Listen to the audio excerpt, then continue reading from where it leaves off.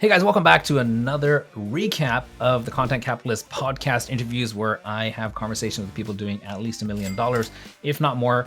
My guest this time is Dan Martell, and he's doing a lot more than $1 million, and you're gonna have to watch to figure out exactly how much that is. Here's what's interesting.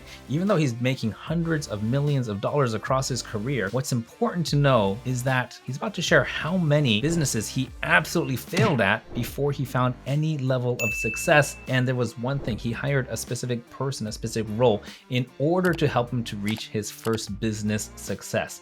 So I hope you enjoyed this episode as much as I enjoyed interviewing him. The Content Capitalist Podcast. There must have been some point where you had a certain level of success where someone said, I want to pay you to coach me. Do you remember that point? You know, these years of I started at 17 and it wasn't until I was 24 that I finally had some success in my third business. I hired a coach, a guy named Bob Simpson, who was an E-Myth coach. And I worked with him for 2 years. That gave me the fundamentals of business. I ended up growing that 150% compounded year over year for 4 years. Became a millionaire at 27, exited that company at 28, moved to San Francisco to see if any of my crazy ideas would hold water with some of the best tech entrepreneurs in the world because I grew up in Eastern Canada. And then it was while I was in San Francisco that I started Flowtown. And I mean, there's a ton of stories of almost getting shut down by Facebook. Then I did Clarity after we exited that company. Again, raised 1.6 million from Mark Cuban, a bunch of amazing investors. The stories are numerous, but the coaching came after Clarity. I started a YouTube channel. My buddy Travis Houston out of San Diego. He told me, he's like, you should start a YouTube channel talking about this stuff. Cause we'd go for lunch and I just share all these ideas. And he's like, man, you really got to put that on the internet. And San Diego is kind of the Hollywood of internet marketers. It's if you're in finance, you go to New York. If you're an actor, you go to Hollywood. And if you're internet marketing, San Diego seems to attract a lot of people. And I'd never done video before that. I advised, I invested, I coached, indirectly, but I never shot. So what was your reaction when he said that? What did you feel inside? I'll be honest with you. There was a part of me that was that scares me. And because it scared me, I thought that might be something I got to do. So I've always kind of used things that initially are jarring. And I'm like, whoa, that makes my heart flutter a little bit to go oh, there could be something there. And what happened was I'm an entrepreneur. Even though I've been blessed to not have to work for a long time now, there's never going to be a day where I wake up that I don't want to create. I want to build stuff, and I have teams of hundreds of people now. It's pretty awesome. But I still want to build, and because of that, I wanted to work on some skills that would make me a better creator. And I thought the ability to get in front of a camera, the ability to communicate, the ability to learn how to tell stories, to train people, that's a really good skill set to add to the quiver if you want to be a world-class CEO and entrepreneur. So that was the motivation. There's one fun question I like to ask my guests, and it's, do you remember when you made your first $1 million? Now it's 50-50 right now. 50% of the people, they honestly don't remember. They're just oh yeah, it was sometime in, 5 years ago or 10 years ago, or whatever that was. But for Dan, he had a very specific memory of when that 7-figure mark hit his bank account, and he's about to share it right here. I'll tell you the truth. I remember the day because I was in my hometown. I traveled a lot back then, 200 days a year. And I was driving, running errands, and my accountant, Mark, called me. And I literally remember I was on this road called Von Harvey in the city in between errands. And Mark calls me up and he goes, hey, Dan, you want to hear something cool? I said, what? He goes, you get $1 million in retained earnings in your bank account. Not revenue, actual cash in my bank account that he's the one that saw it. Because he wanted to call me to ask me, what are you doing with this? Are you putting it into treasuries, GIC? You should do something with it. You shouldn't just let it sit on it.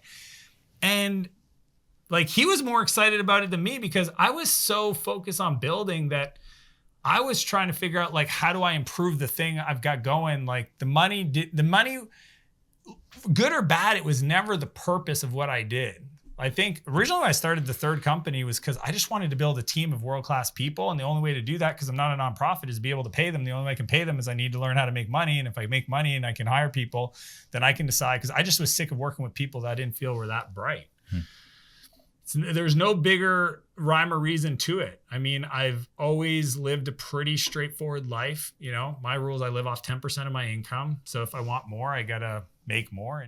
You know, in my agency, when people work with me and they pay us to produce their videos and to get it all out on social media, we ask people to commit to a minimum of 3 months, because I figure that in 90 days, if you don't see some kind of progress, then maybe you can reconsider. But Dan Martell, who, by the way, as you've seen, has grown multiple businesses and many, many millions of dollars, he has a much longer commitment to his goals. And when I heard that, I started recalibrating how long I want to commit to a certain goal, to a certain outcome, and stick to one strategy. And his number might be longer than you expect. So please listen to this next part and think about, in your next project, in the next endeavor you're doing, how long are you going to commit to this strategy?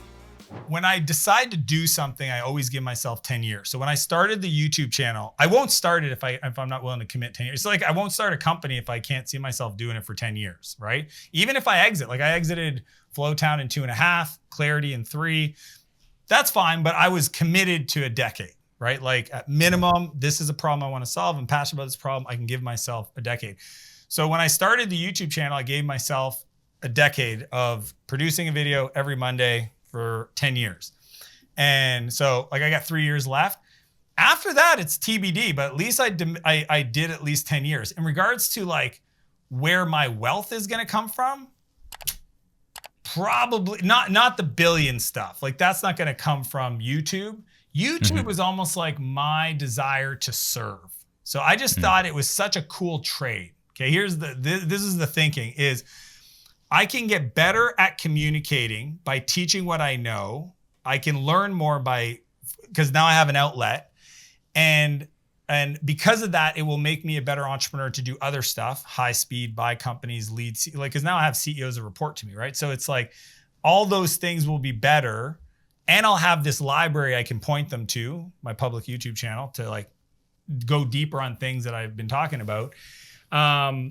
And if something ever happens to me, my kids got this crazy library of all my crazy stories and ideas and things that I've ever done in my life. Like it's literally 100% there. So that was the trade. And I mean, at the time, I also had one of my good buddies get diagnosed with a terminal illness. And I remember talking to him about, he had 3 girls, and just like, I remember asking him, I said, what do you do? And he goes, I've already shot the videos. And I'm just like, man, I can't even imagine. You know, like he already shot the wedding video, the engagement video, the graduate from university video, and messages to his kids. Yeah, for all those. Yeah, those he took the time to shoot the videos to each one of his daughters and all these milestones in life. He wanted to say what he had to say, and I thought, I don't have to wait to find out I have a terminal illness to share what I think about life and business and success and mindset and all that stuff. And that's what this YouTube channel has become. Wow. And now it also turns out to be a great lead gen platform for an 8-figure business. One of the biggest obstacles to progress in content creation is perfectionism. It's when you need to have the perfect take, the perfect equipment, the perfect crew, the perfect lighting, the perfect hair, the perfect body weight, the perfect figure.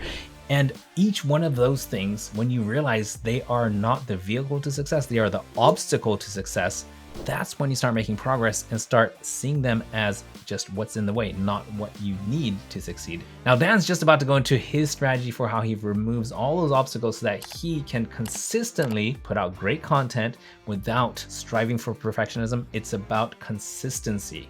Pull out your phone, hit the video camera, go record and say, what is up?